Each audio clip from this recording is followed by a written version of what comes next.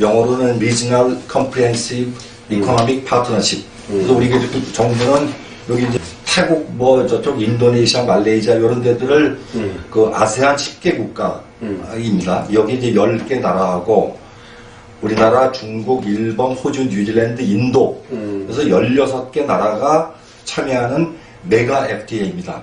그래갖고 이제 근데 최근에 인도는 자국 농산물 보호, 중국으로부터 농산물 그 수입 이것을 자국 농업이 망가질 것 같으니까 RCEP 참여를 일단 유보적으로 빠지겠다고 얘기를 했습니다. 이제 RCEP은 경제 어떤 영토 확장 이런 측면에서 보자면 전 세계 인구 대비 36억이에요. 이 RCEP에 참여한 나라들의 세계 GDP, 세계 총 생산액의 3분의 1, 27조 4천억 달러를 차지하고 있는 아주 어마어마한 시장입니다. 그래서 이제 우리는 이런 나라와 FTA 체결을 할 때, 우리나라 이제 뭐 옛날에 뭐 자원이 부족하고 가진 건 우린 뭐 인권, 뭐 인력밖에 없다. 국익 차원에서 FTA 체결을 통했고 관세 장벽을 없애고. 국익 차원이라고 하면 네. 이제 옛날같이 우리가 경쟁력이 없을 때 네. 대기업이 네. 그때는 그 말이 맞더라도 지금은 그건 아니지 않습니까? 그렇죠. 뭐 부분적으로 맞는 점도 네. 있고 틀린 점도 있겠죠. 네. 근데 어쨌든 간에 네. 우리 언제부터 이런 용어가 나왔는지 몰라도 FTA 체결해서 경제 영토를 확장해야 된다 하고 이런 얘기들을 많이 했어요. 대기업이 어떻게 보면 제가 봤을 때 작전이니까. 그렇죠. 그렇습니다. 그래서 이제 그 나라 전체가 발전을 하자는데 대해서 뭐 반론을 제기할 이유도 없습니다. 하지만 거듭 말씀드리지만 FTA 체결을 통해 갖고 피해를 보는 쪽에 있어요. 피해를 보는 쪽에서는 헌법 정신의 조정보상 이론 여러 번 말씀드리지만 이거에 입각해가지고 적절하게 피해 영향 조사를 하고 그 다음에 그 사람들에 대한 보상을 하고 그 다음에 FTA를 체결하는 게 맞는 거죠. 그래서 지난번엔 FTA 체결해서 박근혜 정부가 잘못한 부분이 많다는 말씀을 드렸는데 지금 이제 문재인 정부가 RCEP 체결, 이제 국회 비준 처리 요구와 관련해가지고 박근혜 정부 때와 지금 현재가 하나도 달라진 게 없습니다. 소상공인 데이터베이스가 없기 때문에 여기서도 피해 영향 조사, 이제 인도네시아, 말레이시아, 태국 이런 나라들하고 메가 FTA를 체결하는 것이기 때문에 그때 중국의 보응제나 이런 신발 공장들은 지금 이제 그런 나라들하고 메가 FTA를 체결해 놓게 되면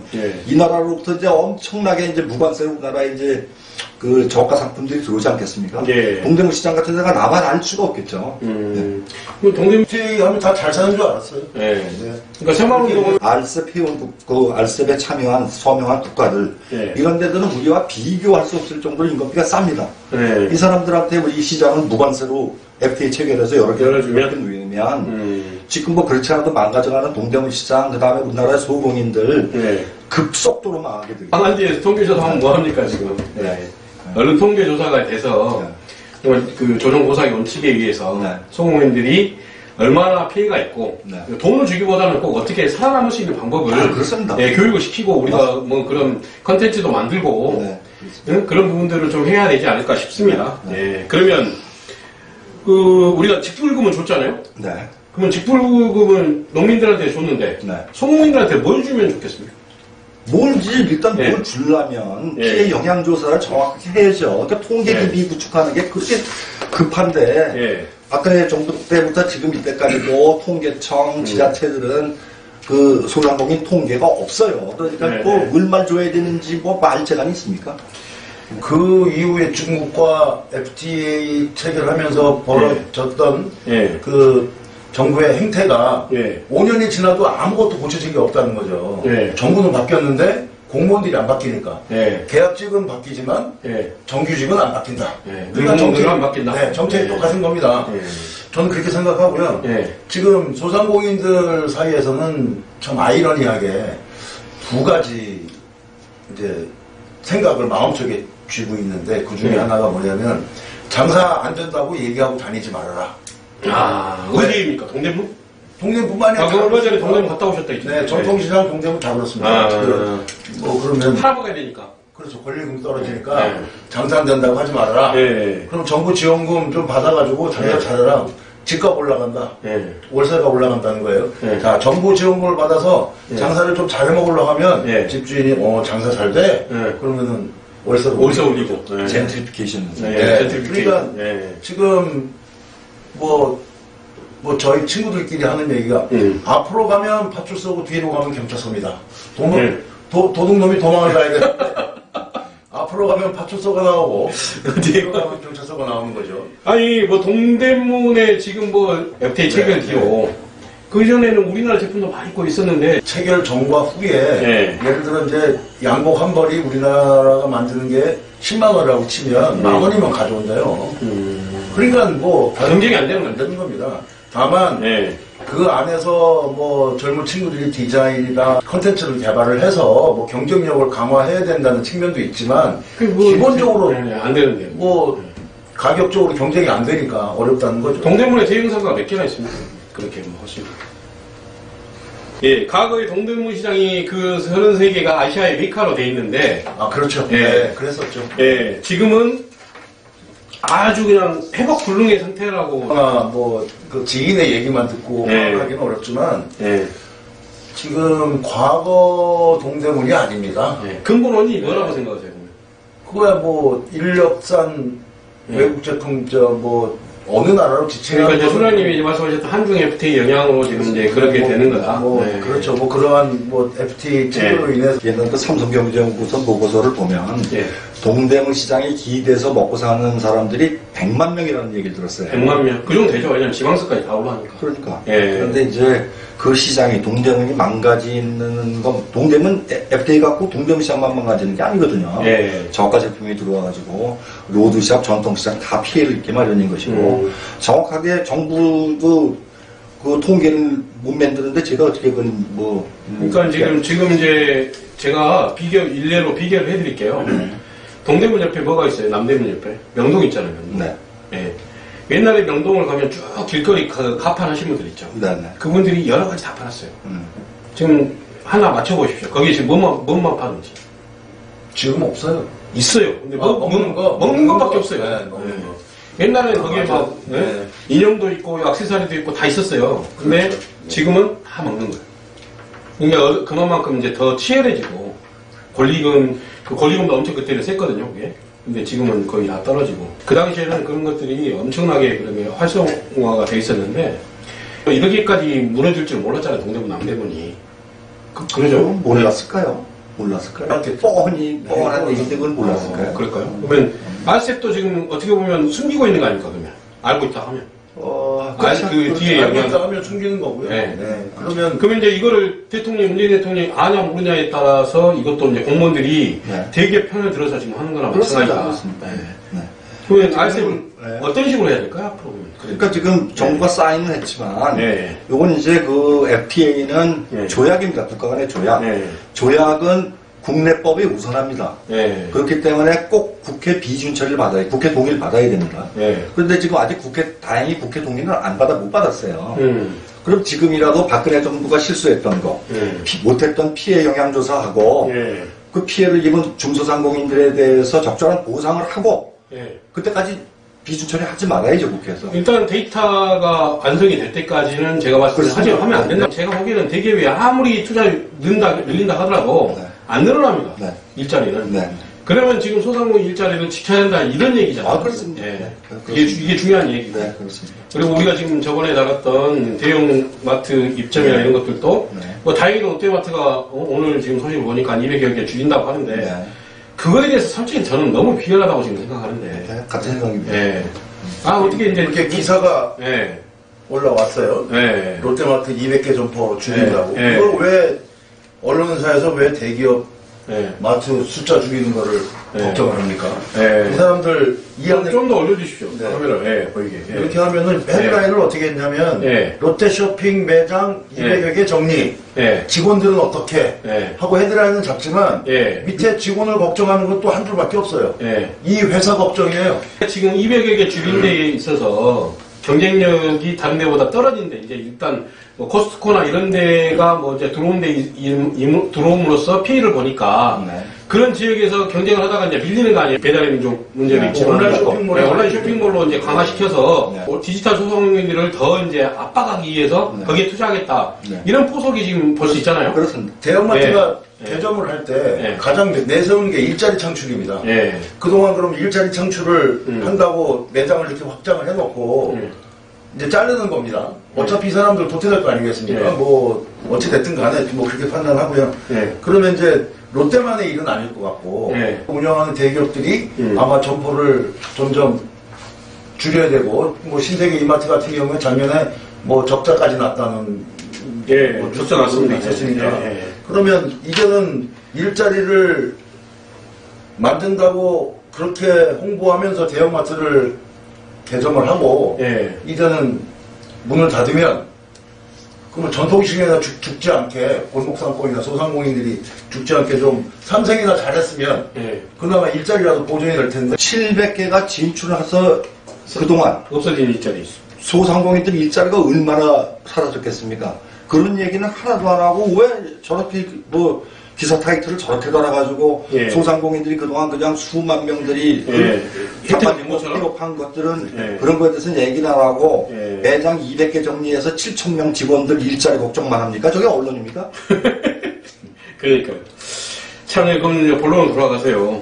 그 농업인 피해 보상 자유무역 협정 체결에 따른 지원 특별법이 이제 발효가 돼서 지원이 됐잖아요. 이제 여기에서 이제 그 내용에 대해서 중소상공인 피해에 대해서도 보상을 해줘야 될 거 아닙니까? 그렇습니다. 총론적으로 좀 뭐. PA 체계를 통해가지고 이제 피해를 보는 그룹들이 농어민이 한쪽이 있고 한쪽에 중소상공인들이 있어요. 그래서 농어민 쪽에서는 어떤 법이 있냐면 자유무역협정 체결에 따른 농어민 등의 지원에 관한 특별법 이런 특별법이 있어요.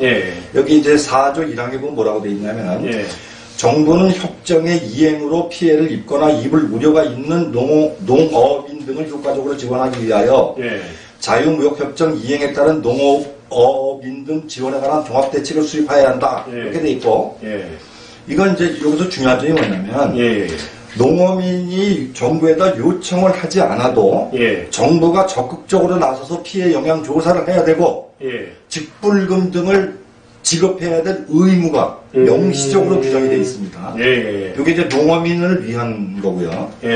중소상공인들 피해 보상과 관련해서는 지난 방송에서 말씀드렸던 자유무역협정 체결에 따른 무역조정 지원에 관한 법률 이렇게 되어 있는데 여기 6조 1항에 보면 뭐라고 되어 있냐면 무역조정 지원 대상 업종을 대통령으로 정하는 기간 이상 경영한 기업이 무역 피해를 입은 경우 해당 기업은 7조부터 제10조까지의 규정에 따른 무역조정의 지원을 받는 기업으로서 지정하여 줄 것을 산업통상자원부 장관에게 신청할 수 있다 이렇게 돼 있어요. 이게 뭐냐면 농어민들은 요청을 하지 않아도 정부가 피해 영향 조사를 하고 직불금들을 지불해야만 하는데 이쪽은 피해를 입은 소상공인들, 중소기업체들이 신청을 해야 돼요. 하려면 내가 피해를 입을 금액을 FTA 체결 10년 동안 앞으로 피해 입을 금액을 내가 추정을 해야 돼요.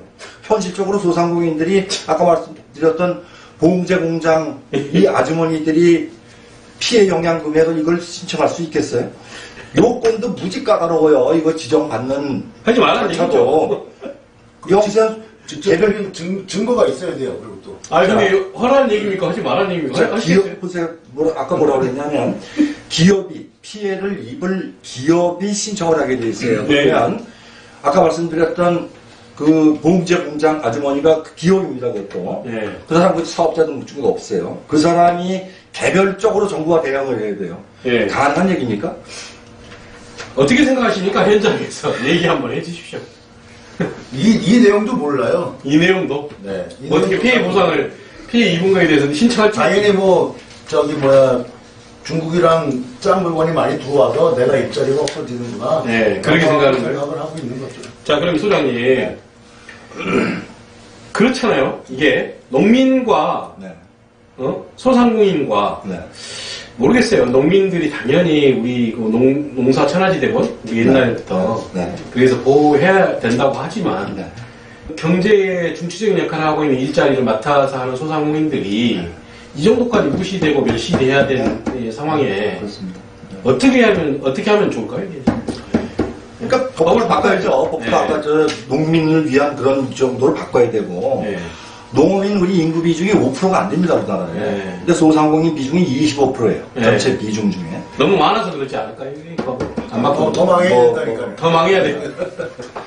근데 이제 제가 이제 이런 말씀을 드리긴 참 참담하지만 정부가 정말 정신 차려야 되는 게 우리나라 지금 기초생활보호 대상자 예. 그 숫자가 한 130만 명 정도 됩니다. 가구 수로 한 85만 가구. 그 사람들이 이제 정부에서 이제 그 무슨 뭐 주거비 지원 뭐 이런 지원을 받잖아요. 소상공인 망하면 어떻게 될까요? 소상공인들 지금 네. 사업체 수가 650만이에요. 예. 지금 이런 상황에서 한 20%만 자빠져도 예. 기초생활 그 보호 대상 가구가 예. 따블이 넘어져요. 몇만 지금 이제 우리나라 지금 기초생활 보장제도 예산이 한 10조 좀 넘는데 예. 만약에 자영업자 한 20%만 여기서 더 자빠지잖아요. 대한민국 정부 예산으로 네. 감당이 안 돼요. 제가 보기에는 이런 참 자살률 1위는 그 따로 당상이 되겠네요. 앞으로 10년. 지금 실제로 우리나라 자살률 1위가 네. 2등하고 네. 2등하고 더블 차이가 나요. 지금 현재도 예. 그런 현실에서 이렇게 공무원들 정신 못 차리고 있는 거 이게 참 안타깝습니다. 강남인가요? 김포 쪽에 1가구 자살했고 또. 예. 야, 이게 지금 나라가 대통령께서 정말 이거 보셔야 될 것 같아요. 보니까 우리 의뢰반란의 내용들이 저희가 더 이상 하다 보니까 이제는 막 악쓰고 막 책상 치고 지쳤어요. 저도. 네. 하도 그냥 이게 답답해서 그래도 한번 칩시다. 아까 제가 아까 말씀드렸지만 네. 인도가 최초에 사인을 했었어요. 알셉에. 네. 근데 자국 농어민 보호를 위해서 예. 참석 안 하겠다고 그랬거든요. 네. 자, 그럼 대한민국 정부는 박근혜 정부가 굉장히 실책을 범했잖아요. 네. 한중 FTA, 한 베트남 FTA 체결 관련해가지고. 네. 문재인 정부는 지금 이제 알셉 때문에 신남방 정책하고 뭐 대통령 뭐 이렇게 네. 해외 돌아다니시면서 지금 그대로 국회 비준 처리가 된다면 네. 그 실수가 그대로 반복되는 겁니다. 네. 5년, 6년이 지났어도 하나도 대한민국의 소상공인을 위한 어떤 정부 정책이나 하나도 진보 정부나 보수 정부나 똑같다는 향후에 그런 어떤 엄청난 비난을 들을 겁니다. 그러니까 이제 소상공인들이 제가 보기에 어렵지도 않을 것 같아요. 뭔가 보호해야 될 업종들을 좀 파악을 해서 네. 통계를 내서 네. 그리고 그 보호해야 될 어떻게 해야 될 거니까 아이디어를 내고 네. 예? 그러니까 거기에 관심이거든요. 예산이고. 그렇습니다. 제일 중요한 게 이제 조사잖아요, 조사. 네. 서베이를 해야지만 뭘 보호해야 될지 알 거 아닙니까? 근데 그런 것조차 안 하고 있으니까 중소상공인들 피해는 말 그대로 그냥 하기 엄청 까다롭게 들어오기 힘들게 해놔가지고 예? 네. 농민들은 그냥 맨날 머리띠 두르고 국회 와서 데모하고 이러니까 농민들 무시하는 건 아니지만은 그러게 그 정도 농민들은 부족하다고 지금 난리인데 네. 비농이에요. 네, 그러니까 다 기농하는 소리잖아요 지금. 근데 소상공인 비중은 25%인데 말 그대로 이걸로 인해갖고 FTA로 피해 보상을 신청하거나 했던 단체가 있습니까?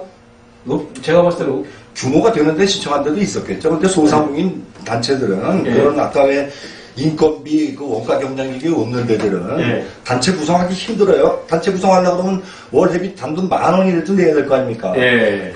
나 혼자 먹고 살기 힘들어 죽겠는데 무슨 10,000원 내냐? 10,000원도 10,000원이지만 네. 그런 단체를 구성할 마음의 여유가 없어요. 네. 그러면 그런 사람들을 위해서는 정부가 적극적으로 나서서 쫓아다니면서 피해 영향 조사를 해야죠. 그런 것도 뭐 아무것도 아니 안 하고. 문재인 정부는 잘하잖아요. 지금 뭐 코로나 바이러스 때문에 외국 가서 뭐 전 세계까지 대절해서 이렇게 하고 있는데 소상공인들은 한국에서 있는 사람들은 국민이 아닌가 보죠. 국민이 아까 계속 말씀하신 국민이 아닌가요? 국민이 아닌가 봐요. 예.